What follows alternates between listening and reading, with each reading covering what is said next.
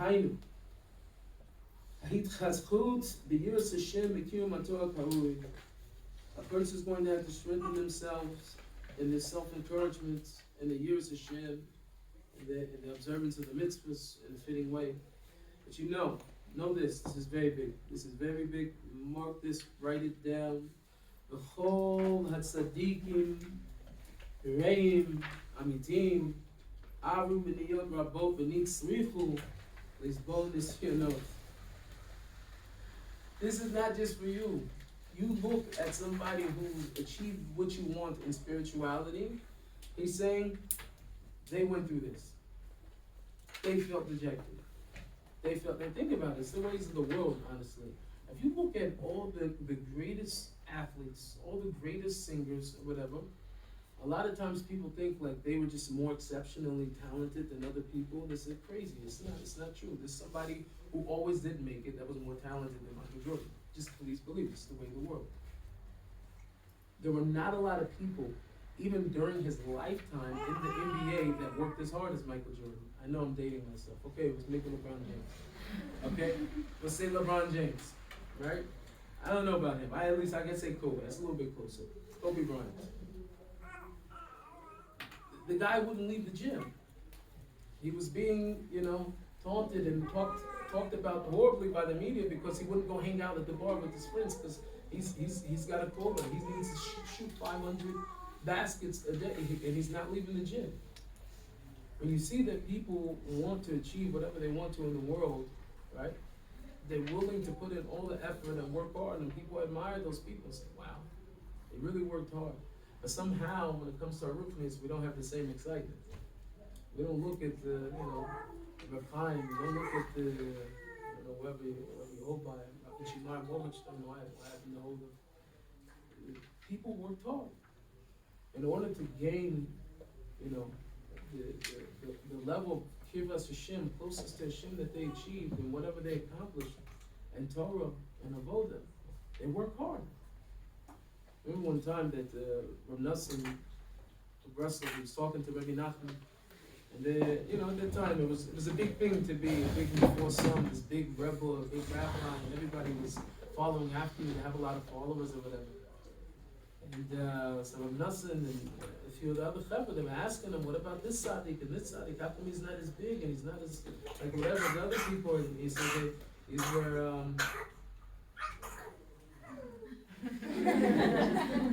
still in the show. So he says over there, there's these other tzaddikim and they're and they put in a lot of avodah. How come they're not as recognized? How come they're not as big? And Rabbi Nachman's answer was, they didn't work that hard. They didn't work that hard. The truth is it's the work, it's the pushing, it's the fighting to know that Hashem, you are important enough for me to give my all. You are important enough for me to put in every single bit of effort that I can to get to know you, to become a better Jew, to become a better person, to become a better chavir, a better friend. Hashem, you're worth it. You're worth it. When it comes to the rest of the world, we do it to college and step late and do whatever they have to in order to get their grade, cheat, whatever they have to do in order to get their fight to get it. And then when it comes to coming close to Hashem, when it comes to, I'm not so whatever, I just want to be a good Jew. Where's the same enthusiasm when it comes to Hashem? There was recently, a few people, we were just discussing this on a forum, different minhagim and why certain gerim chose their minhagim. Why did you choose what you chose? Why do you choose these minhagim? And a lot of people were discussing, which are all valid. I'm not going against what anybody says. Some people felt more culturally close to, Spanish and Portuguese because of, their lineage. Or other people felt more comfortable to go Sephardic because of this and that, or whatever. And they really connected over there because of some type of cultural influence. I probably had the most different answer over there. I said the minhagim that I chose was because when I came to Yiddishkeit and I started looking around for people that had things that I wanted, they had what I wanted. I mean, they had a certain light of truth. They had a certain level of devekas. They honored Hashem. They weren't busy with the world and secularism. They were busy. And how do you know generally what people are excited about? They talk about it. Most of the things that come out of people's mouth, this is what's important to them. So when you see somebody who's spending a lot of time talking about Hashem, and they're not spending that, that's a person who's excited. Their chiyus, their life force is coming from Hashem. So I said, when I seen people like that, I wanted to do what Minhagim they were doing, because they had something that I wanted. What gives us chiyus? What excites us? Many times I talk to some of the guys, and when it comes to davening or learning with the mothers, it's like, oh, I'm not that type of guy. Some guys have told me. Girls probably don't have this issue, but for guys, we have this type of issue. I'm sure we all have it. And he's not so excited about his Yiddishkeit, but when his team scores a touchdown, he jumps out of the whole entire, he can't keep him in the room. He's just high-fiving everybody, slapping and doing all this other stuff. And he's like, I thought you weren't such that. I thought you're not that type of guy. What gives you fears? What makes you excited? Hashem, you're worth it for me.